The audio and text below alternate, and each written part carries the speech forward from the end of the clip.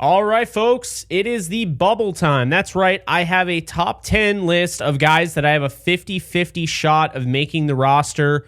According to me, not necessarily what I would do, but where I am on the Rams keeping them. Before we dive into that, be sure to like, subscribe, and comment. Also, be sure to check out me on all social media at JK Bogan. With that said, today's sponsor is SeatGeek, so shout out to them. Football season is right around the corner, and if you haven't gotten your Rams tickets already, or any other tickets for that matter, you'll want to check them out because, of course, they are today's sponsor. SeatGeek has over 28 million downloads and is the #1 rated ticketing app. There are more than 70,000 events listed on SeatGeek, including concerts, sports, festivals, and more.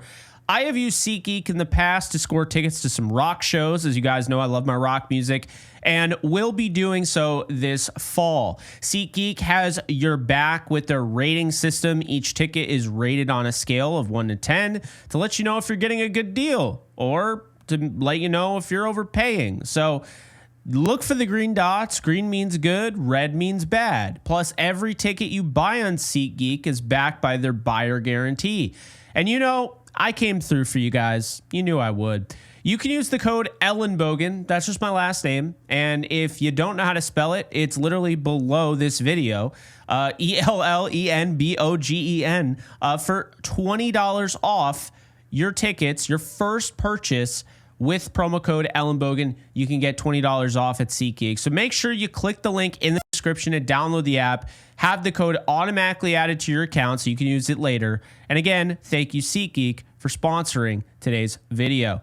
So we talk about the roster bubble here, and again, these are just players that unfortunately I'm 50-50 on. I like a lot of these guys. I like this roster a lot. I wish they could keep more than 53, and man, if there was a season where I want the NFL to expand the roster instantaneously, it's this year, because I don't want to lose a lot of these guys. But let's start from the top here. We're going to start with the offense. Start with number 1, Cody Schrader at the running back position. Okay, he gets 9 snaps, makes every one of them count in week 1 against the Dallas Cowboys. And this past week, he wasn't as efficient. Also, to be fair, I thought the Chargers did a great job stopping the run. But at the same time, 38 snaps for Cody Schrader. Now, this is interesting because 9 snaps last week, obviously fewer than Jarquez Hunter, doesn't really tell you a story. It doesn't tell you that the Rams were essentially trying to keep him out of harm's way because he's going to make the 53. And it doesn't tell you that the Rams don't think he's going to make the 53 because they basically relied on him, and we didn't really see much out of Jordan Waters at all getting those reps. So that's the thing I look at, right? But then also, you have to keep this in mind. When it comes to Cody Schrader getting 38 snaps, it could mean that the Rams are considering adding him to the 53. He was on the 53 last year, even returned a kick in the game against the Eagles in the postseason.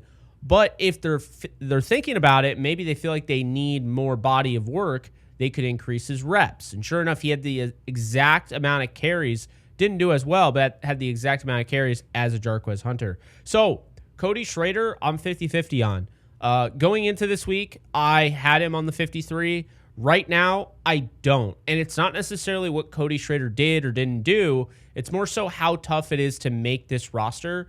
And I just feel like looking at it more closely, this roster, they're going to have to keep another corner. There's too many talented guys. And so I'm iffy on what position they're going to subtract. And I'll explain further because there's a lot of other, names. But I think because of that, because they might be like, hey, we need this position's light. Or if they want to keep a guy like Sean Dolak on the linebacker and you're keeping 5, well, I don't know if you can keep 4 running backs if you're keeping 5 linebackers. I don't know if you can keep 4 running backs if you're trying to keep 6 defensive linemen. I don't know if you can keep 4 running backs if you're trying to keep 5 cornerbacks. You see where I'm going with this? So that is the thing there. But I like Schrader a lot. I hope he makes it on the practice squad or makes the 53. I just think right now I'm leaning towards no. But again, I kind of go back and forth. So he's on the roster bubble for me. The next one might surprise you, but it's actually wide receiver Konate Mumfield, who was drafted in this past draft. I did say all these guys would make the team initially. I felt like they drafted quality over quantity, but here's the issue. Konate Mumfield is a good player, okay? He obviously can create separation. He blocks well, but he hasn't quite done enough at the level that I expected in preseason to make me feel like, wow, a team is totally going to snoop, and take him right off of waivers if the Rams cut him.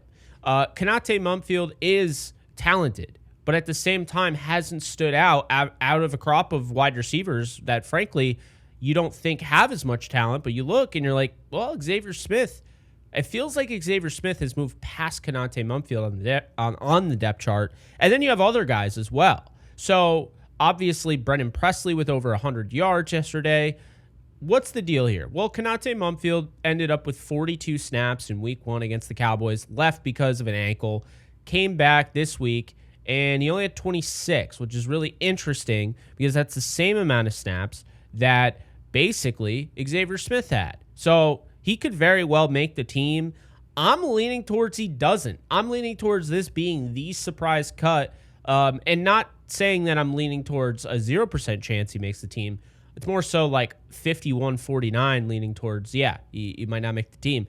I like Mumfield a lot, but I think this is a player that they might be able to stash because he hasn't done anything like crazy in preseason, and he isn't quite getting – it's not like you have Puka Nacua back there where everybody knew, the stuff coming out of camp about Puka, like he wasn't going to be able to not make the team, right? Like he would have been claimed.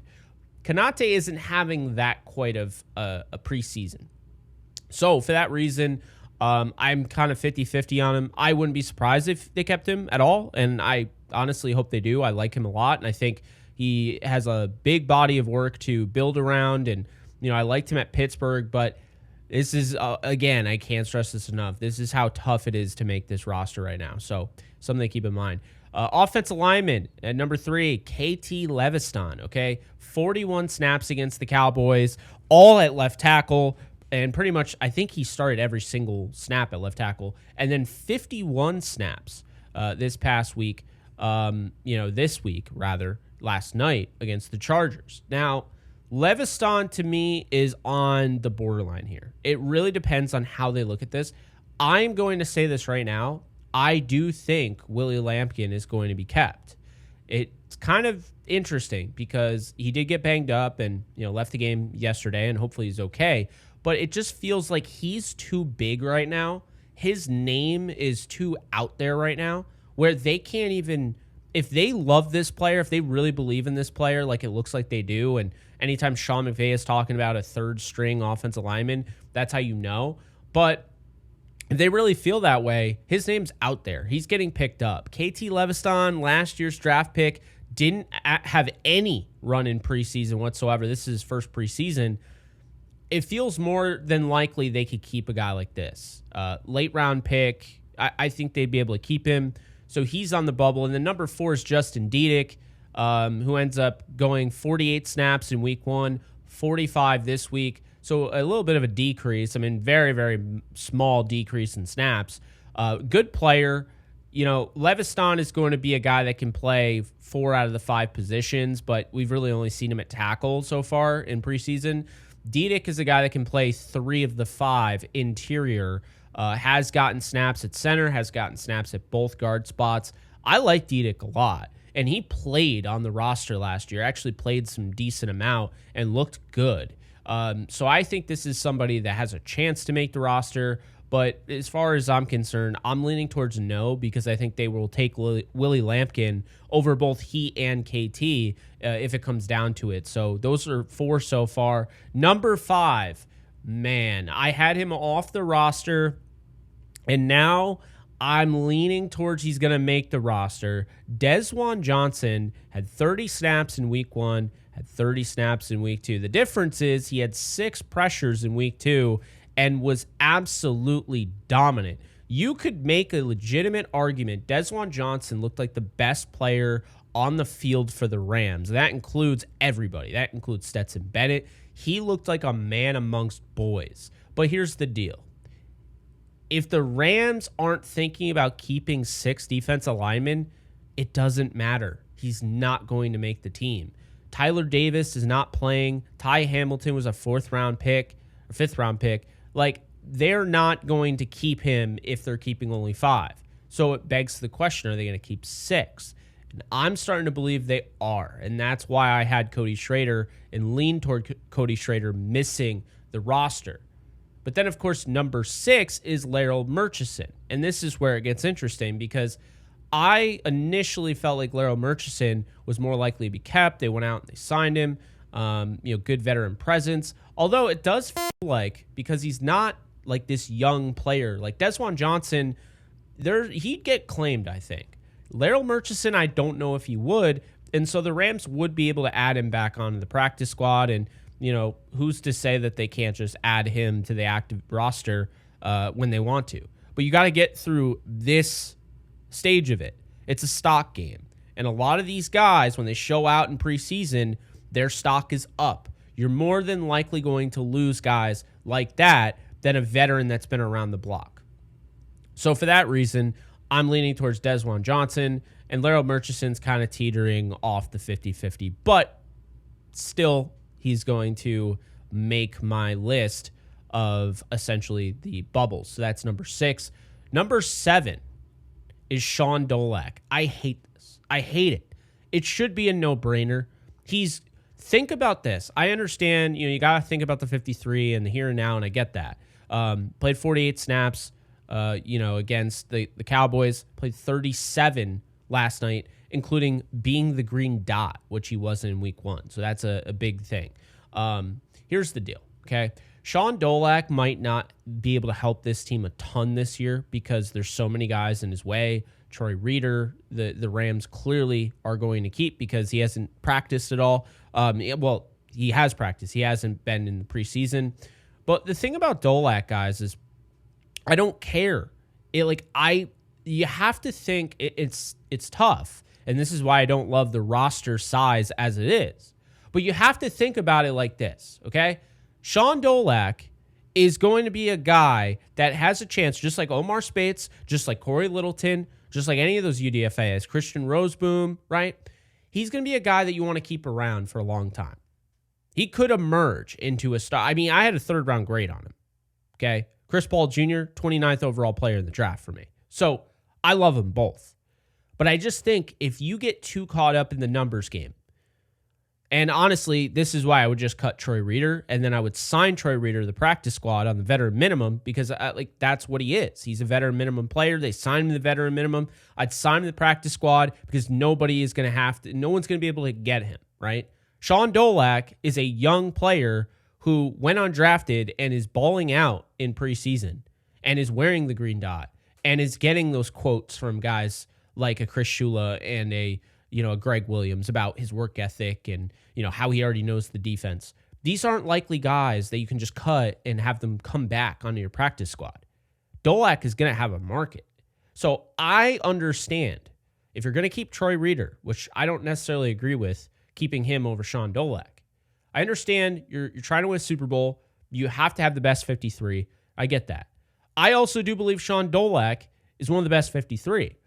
And I also believe that despite the fact, yes, you're trying to win a Super Bowl, and yes, you want to have the best 53, and maybe you don't feel like Sean Dolak is quite there yet, I think the future does have to matter a little bit.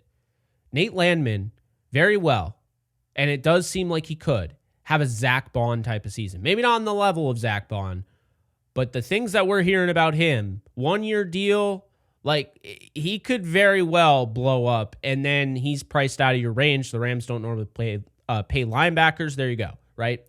You got Omar Spates. So you got him. Then you got Chris Paul Jr. Then you got Troy Reeder. Troy Reeder is a 1-year deal. Nate Landman is a 1-year deal. That means next year on the roster, Omar Spates and Chris Paul Jr. So why not keep Sean Dolak when you have 2 of your linebackers that are on expiring deals? That's how I look at it. So obviously love the way he's playing. Hopefully they keep him leading tackler, but I don't know. I'm not feeling as comfortable that the Rams are going to do it.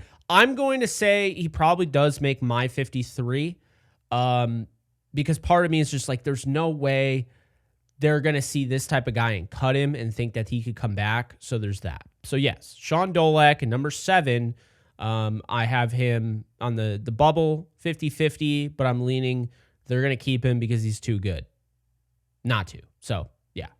All right.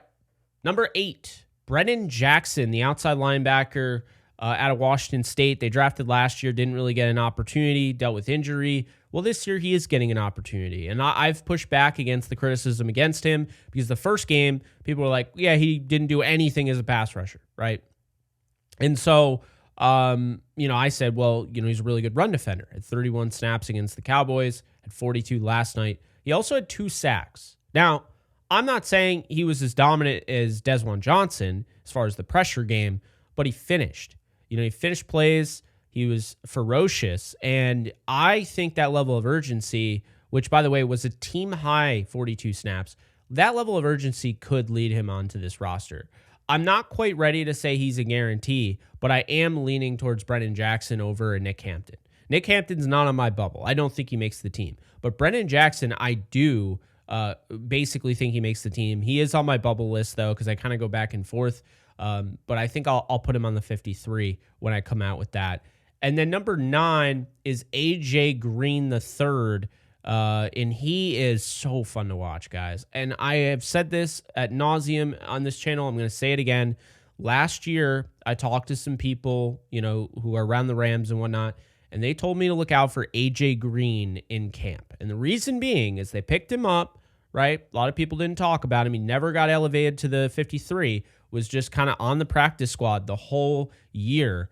And after they picked him up, and then he signs a futures deal. And yes, I was told, like, this guy has some game. Like, watch out. Might not make the 53 next year, but he is going to make it a close call.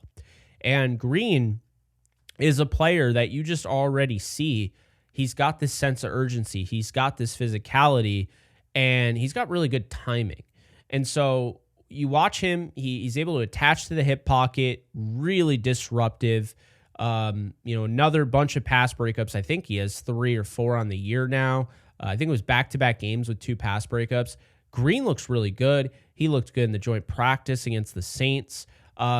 He was starting after the main starters. He came in next. So he started this game. Green played 43 snaps against the Cowboys. And then unless I missed something, and I didn't see him hobble off with an injury, he only played 21 against the Chargers. Now, again, this is going to be a close call. The DB room is a lot better than some of these other positions, and that's just the reality of it. And what I mean is they're so deep. Like, all these guys have an argument. But AJ Green, I thought they really picked on him early on, and he only gave up 1 catch for 3 yards. He had 4 targets in this game, and a lot of those were at the beginning from Justin Herbert and the first team. So I think AJ Green right now is going to make the team. I think he is the 5th and final cornerback that they're going to keep. Emmanuel Forbes is a lock because he didn't even play in preseason. But I still kind of go back and forth because I'm like, well, they might not even keep him because number 10, they might decide to keep Josh Wallace. 21 snaps, none of which were at corner, and then 15 snaps this week against the Chargers, none of which were at corner. That intrigues me. Only a total of 36 snaps. That's interesting, okay? AJ Green's played more, sure, went down considerably from the first game. But Josh Wallace is intriguing, and here's why. Because he's playing the star. And if he's not playing the star, he's just playing safety. It looks like they've officially moved Josh Wallace to safety. So that intrigues me because I feel like they're only keeping 4 safeties. But if Wallace is going to make this team, you have to show versatility, right? Because if you're saying that he's moved to safety, you can also make the argument to make yourself feel better when you're keeping your roster. You could just say, yeah, he's a DB, right? He's going to be our star, whatever. So that's intriguing to me. Was on the 53 last year, something AJ Green was not. And this is a player that hasn't played a ton. And so I don't know. And I could honestly see them doing something crazy, and maybe they cut. Like, this is why I think Mumfield and Schrader aren't necessarily guarantees like some other people do, because they could do something crazy and say, you know what?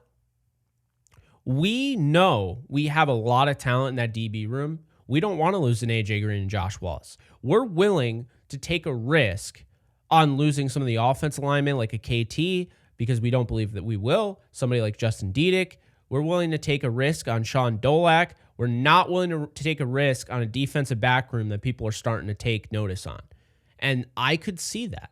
So Josh Wallace, for me right now, I'm leaning no. AJ Green over him, but the snap count is intriguing. And I feel like one of those guys is going to be added. I didn't initially felt like they were going to go with 4 corners because of the the versatility at safety, the fact Quentin Lake can play in the star and Cam, Kinchins can play in the star.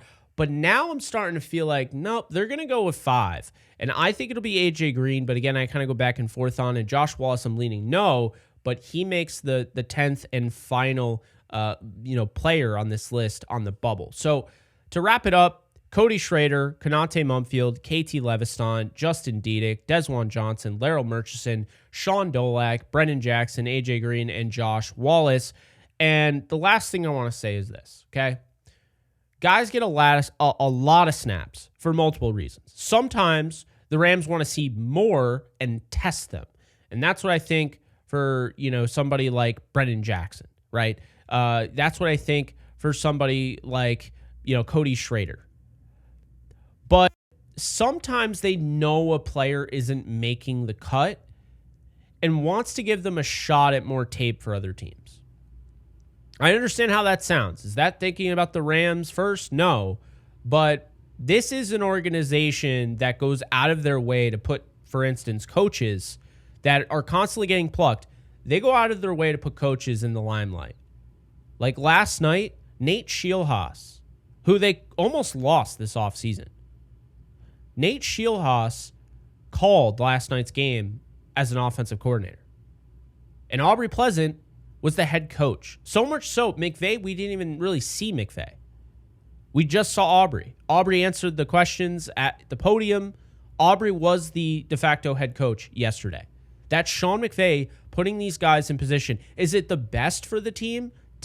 Technically, no. You'd want to keep those guys close to the vest, but they don't care about that. They care about more of the humility, right? And helping and giving these guys their opportunities to shine. So I wouldn't be surprised if a guy like Wyatt Bowles, even though they like him and maybe they have a chance of losing him and they want to get him on the practice squad, wouldn't be a chance they're like, I wouldn't be shocked. They're like, yeah, we're going to give him all the reps because he got a lot of reps. But also, guys get a decrease in snaps, like a Konate Mumfield, sometimes because they're likely to make the cut. And the team wants to be careful how much tape is out there on a player. They know they want to keep in-house, but they can't keep on the 53. That could very well be Josh Wallace. They know that they can't keep him. They've done the roster math, but they're like, okay, well, we'll give him some reps, but we want to keep him around. So 21 snaps last week, 15 this week.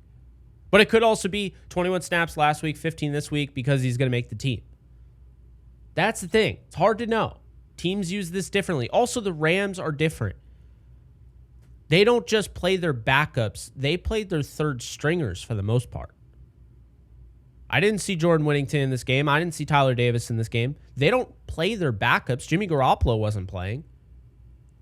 The only backups that they play are guys that are, there's actually a position battle for that backup role, like a Blake Corum, who definitely has a locked in at this point, only had 9 snaps in this game, right? But it is interesting. So, guys, let me know what you think about my top 10 bubble. Who do you think makes it? Who do you think doesn't? Do you think I'm too low on a player, too high on a player? Let me know what your bubble is in the comment section below. And, of course, be sure to check out the sponsor of today's video. Using the code Ellenbogen will get you $20 off your SeatGeek purchase. So be sure to do that. That's all I got for you guys. You guys take care. I'll see you guys soon. Later, folks. All right, guys. So once again, just want to let you guys know that you can check out my new side project, The Lounge. I interview athletes, musicians, actors, actresses, all the nine. So definitely check it out over on the Lounge with Jake Ellenbogen channel. Be sure to subscribe and enjoy. In case you guys haven't noticed, I do have a Discord channel for my community on this channel. And if you want to be a part of it, it is free. The link is in the description below. You can sign up. This is basically a 24/7 Rams channel, and we are almost at 1,100 members. So if you want to be a part of it, just hit the link in the description below.